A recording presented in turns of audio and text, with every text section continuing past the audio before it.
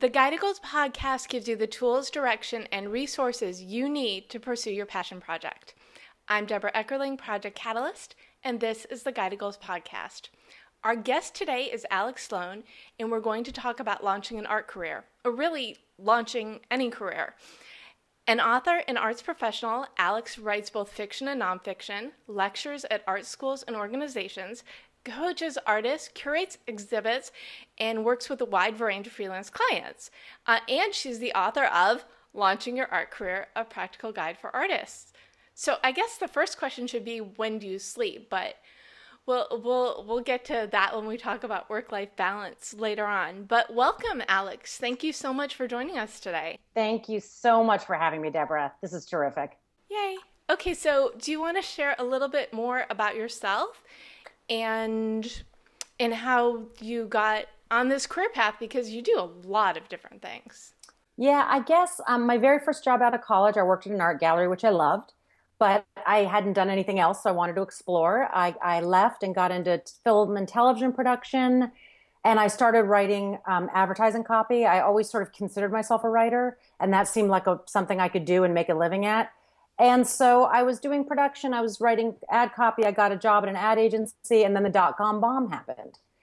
And I was sort of like, okay, now what? Friends I had who were artists needed help, and I sort of got drawn back into the fine arts, which I'm so pleased I did, because at that point I had this wide range of skills, marketing, advertising, production, organizing things. So I was able to sort of come back to it with a different perspective. And I owned my own gallery. I had a gallery on the Lower East Side of New York City from 2008 to 2012. And then I closed that to explore the nomadic approach. And now I do pop-up shows. And I really like it because not being chained to a specific space for now has allowed me to do a lot of other projects, like writing the book and working with different clients and having more flexibility. So it's been interesting and fun. And that's where I'm at now. And what I found with a lot of people that I know is, if they don't, well, first of all, Generation Xers, which I'm guessing we both are, we've had like a gazillion careers, whereas Yes. the previous and, well, the millennials, we won't even get there, but the generations before us, they had one career and they stayed forever. Yes. Most of us, we've reimagined ourselves in different ways at different times, and it seems like people come back to their core, the things that they love, which sounds like what you did as well. Yeah, absolutely. I really have learned that lesson. You have to be nimble. You have to be flexible. The world totally different from what it was for the generation before us. So I've learned that lesson, and I've been lucky in that I've been able to incorporate sort of everything together. And my real passion is writing. So I've been able to, write this book for artists because I love artists. I want to help them. So it's all sort of come together. It's been nice. So what is the first step that either an artist or really anyone needs to take if they want to launch a career doing something new? I would say I did a lot of research. I talked to a lot of artists and a lot of gallerists about, what they wish they'd known, and recommendations, and even just friends. And the one thing that really stood out for me that I really truly believe is, first of all, if you're being authentic and you're doing what you love and you're working hard at it, you can do it, and really magical things will happen. It might not be what you think it's going to be, but things will happen. So the first thing to identify is really, what do you want? What do you want with your life? Do you want to have a family? Do you want to make lots of money? Do you want to be famous? Don't be ashamed of what it is you want. Identify that, because that really impacts every decision and every choice you make along the way. So the first thing I always say to artists is, what do you want? And I'm amazed at the variety of answers I get. But once you sort of get your head around that, then every decision you make, you can think, now, is this in alignment with what my goals are? And you can change your mind. That's the other thing. You can completely change your mind down the line. You can decide, you know what? Oh, I thought I really cared about, people knowing who I am, but now I realize it's about something else. So those are the two-part thing is, identify what you want and be flexible and willing to change your mind. I completely agree with you. And actually, when I work with my goal clients, that's the first thing I do, is I have them do their future bio, because you don't know. I mean, unless you know what you're striving for, how are you going to get there? I completely agree. Absolutely. Okay, so people have this vision, artists. Mm-hmm. Now what? I always say for artists, and I do think it applies to other people also, the next two steps are to be prepared, and that's to just get everything together. Your website, your artist statement, your any materials that you're going to need to actually make the art. Any materials that you're going to need to be able to show to the world, to engage with the world, and always be prepared because you never know when opportunity is going to strike. And then the other one that I'm a firm believer in is networking. So figure out what you want, get your act together, and then build a community. If you don't already have a community, really focus on building a community. I always tell art students, your best community are the people that you're in school with now. Cultivate them and continue those relationships. And then with the internet now, it's amazing. It's amazing. You know, you can have friends all over the world who have similar interests, and you can engage with them and make recommendations to each other, help each other, just support each other. So that to me is the setup for getting ready to get out in the world. I completely agree, especially since you can ask if you need something. Well, actually, people usually ask me if they're looking for something just because of what I do. I've got a very, very wide net and wide network. But I love what you said about the people that you're learning with, because you don't know. Absolutely. And you never know where information or opportunity is going to come from.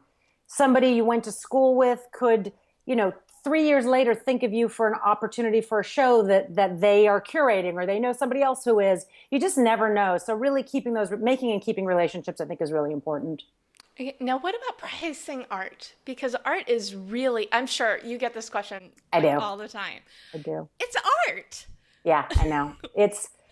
It's a tricky thing. Unfortunately, and I will say, I do have, just recently, I did a talk at the New York Academy of Art, and they posted on their YouTube channel. If you Google New York Academy of Art YouTube pricing lecture and my name, it'll come up. I did an entire lecture there about this because it is such a big topic. And the hard answers are it's worth whatever you can get for it, as with everything else. And if you want to get paid to paint by the hour, paint houses or make anything by the hour. It's unfortunate, but your art is really worth what you can get for it. And that relates really to where you're at in your career. So I meet people say, oh, but I spent so many hours on this. And unfortunately, it doesn't matter. Oh, my materials were so expensive. Unfortunately, it doesn't matter so much. So I would say I always recommend to artists, when you're just starting out, price your work as low as you can possibly feel comfortable. Because the one thing is, your art isn't working for you when it's sitting in the studio. It's working for you unless you're having a studio visit with somebody. But when it's out in the world, when it's in somebody's office, in somebody's home, when people are loving it and talking about it and enjoying it and sharing it with friends, that's when you start to build up a collector base of people who are interested in your work. And once you start selling your work and selling more of your work, you can raise your prices. So the best thing to always do is start as low as you're comfortable. And that's obviously a decision everybody has to make themselves. But some of the recommendations for ways to figure that out are, look at the people who are at the same level that you're at. If you're just coming up, just getting out of school, what are other people you went to school with whose work is similar, who are at a similar level? What are their prices? That's probably the best way. And also look for guidance if you're showing at an art gallery, some feedback, if it's a group show, what other people's prices are at. But the number one recommendation is lower than you think until you get established, and then you can start raising them. That makes complete sense. And I will find the link for the YouTube video and I will put it in the show notes. That would be great. It's a super helpful video. I hope. Okay. So then the next question is, what are artists better trying to sell, like big things, or like to go the Etsy route? Or is it really just the preference? That's a great question. It's so interesting because I've been doing this so long that when I first started, I didn't even, I hand wrote rejection letters to people. There was no internet. I wasn't sending images to people via email so that they could make a purchase. It was just a whole different world. So I've really had the opportunity to watch what the internet has done to the art world. And some people, have negative things to say. Some people have positive things to say. I think it's amazing. I think it's created so many opportunities for artists. They've got all these great ways to reach collectors and and get their work out there and reach galleries. So I do think I don't have any snobbish ideas about where you should or shouldn't sell your art, but I do think you got to keep in mind, what are your goals?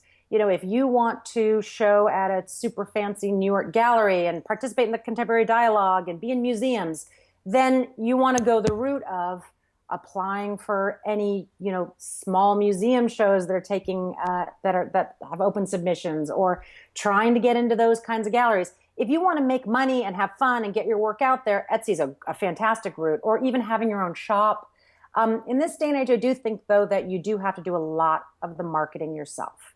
You have to get your work out there, build relationships, be active online, and anytime you're in a group show, tell people so that they can learn about it. But as far as the level goes, I think people start wherever you're going to start, grow it from there. And then you asked about size. It's funny, having had a gallery in New York, having worked at galleries in Los Angeles, I think part of it is, for instance, in New York, it's hard to sell big work because people don't have wall space. Whereas in LA, people have big houses. So those are other little things artists can think about. Like, okay, I'm in a group show in this city or this town or whatever it is, and sort of think about, what you're going to send if you get to choose what you're going to send, something that's more appropriate to what might be more sellable there. And the thing that you mentioned before, I just want to bring the point home. This isn't just for an art career. You need to be networking the heck out of yourself and marketing, no matter what you do for your passion project, or if it's your full-time business. People aren't going to know that you're there unless you tell them, right? I know, it's so true. It really is. And sometimes it's like, oh man, do I really have to do this? But yeah, you really do. You really do. And I hear it all the time from people like, oh gosh, I just wish. But no one's ever gonna, even if you end up with a wonderful gallery that promotes your work and does a great job with that, you still need to be doing it yourself. You don't want to hand all of that off. That people want to touch the magic. They want to know the person. They want to hear what you have to say. I worked on and self-published a novel with a girlfriend, which was super fun. We co-wrote it and put it out. And we were like, oh my gosh, wait a second. We have to let everybody know it exists. So I had that experience of, wait, I have to take all of my own advice and sort of apply it to my own life for my passion project. So whatever you're doing, you got to do it yourself. And if it's something that's creative, that's so personal, it might be a little bit more difficult. Yeah. But you just kind of like suck it up and do it, right? You do. You have to suck it up and do it. And I know a lot of artists are shy, and they have the experience of being in the studio alone all day. And so, hey, come look at my art is a hard thing to do. But yeah, you do. And there's ways to do it that are authentic and sincere and not self-promoty, just made a word up.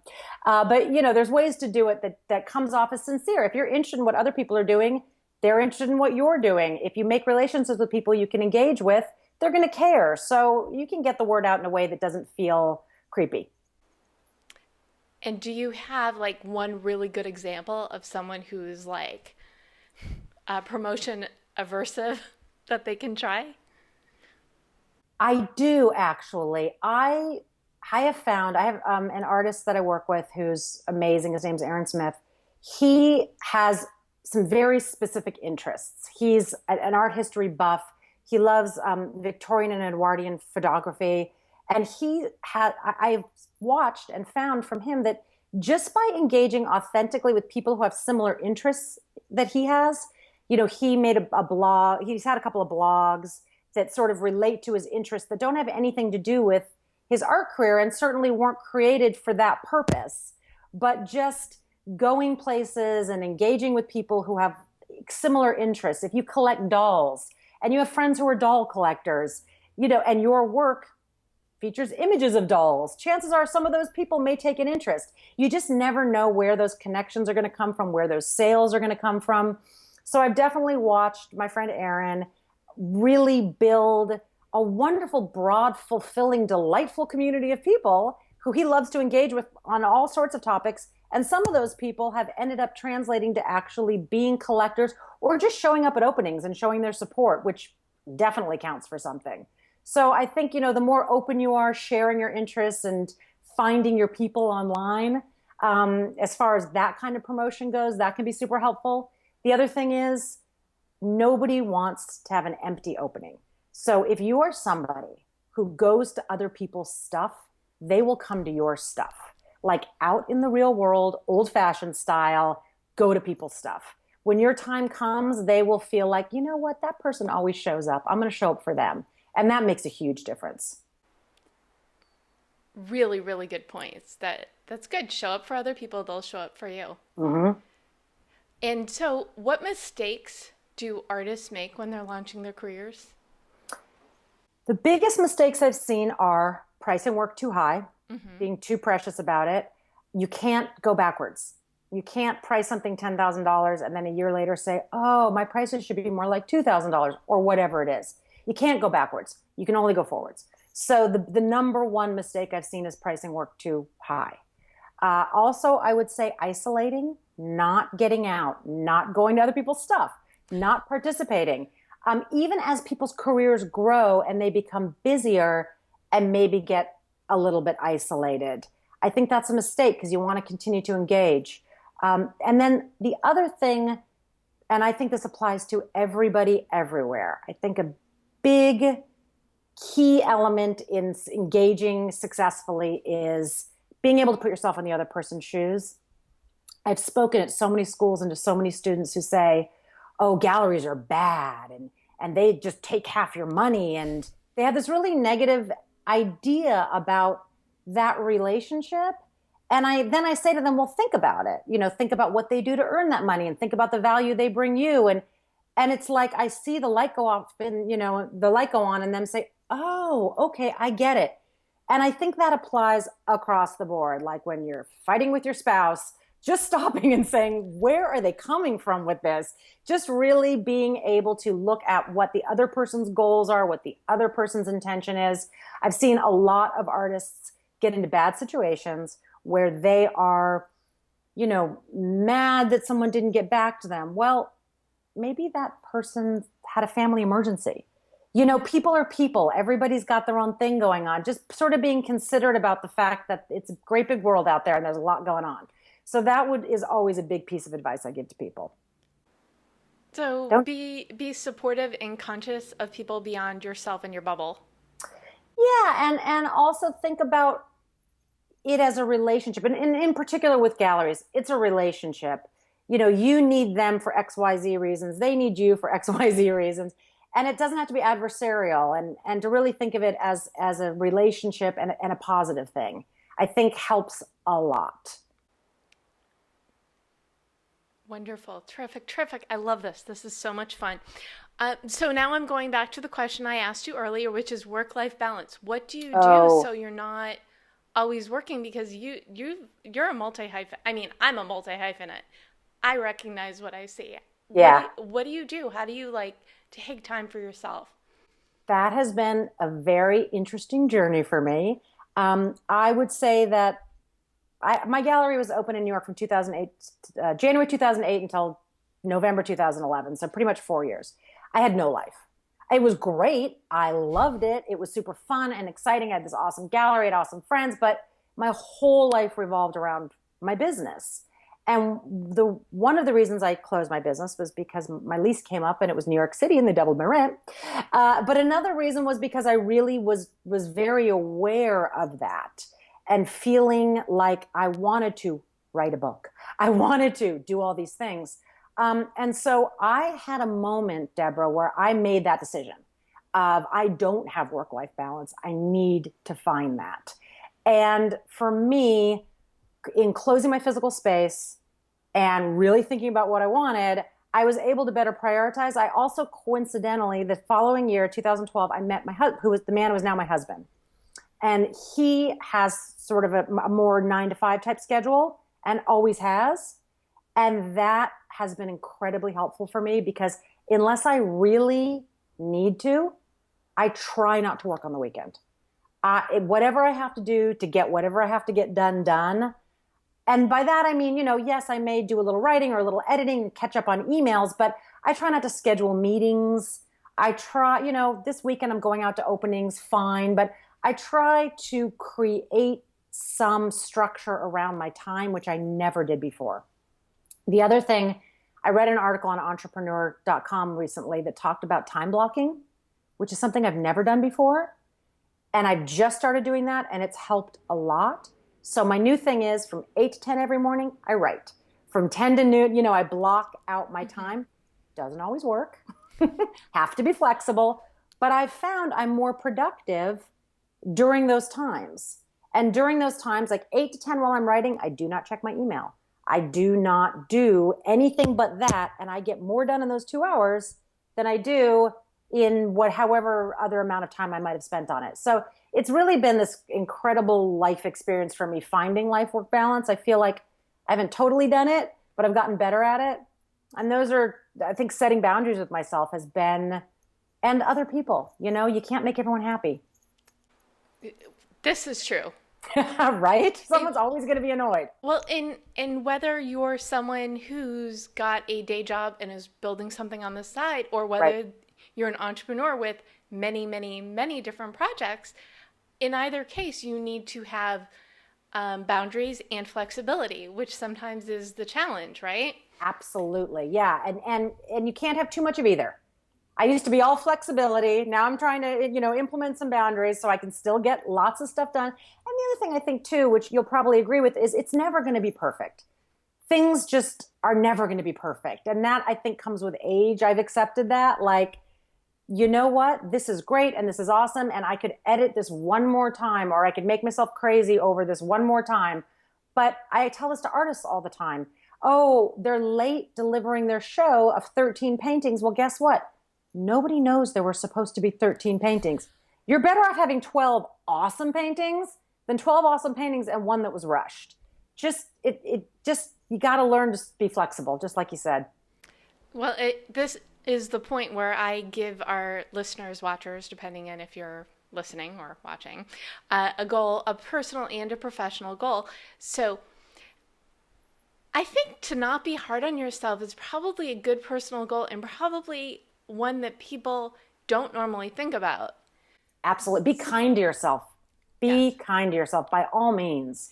And then the bonus of that one is to try this. And the first time someone ever brought this concept of not working a whole weekend up to me, I was horrified. I'm like, is Yeah. that possible? But try to not work a whole weekend.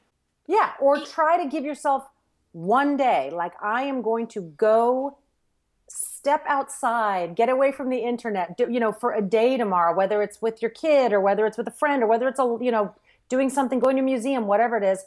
Take a day to give yourself a break. And I think those experiences just inform and create enthusiasm and are good across the board anyway. So everybody needs to recharge. So give yourself a minute to recharge. Okay, so personal goal is to take a day off and I love not that. be hard on yourself. I Just love that. go with that.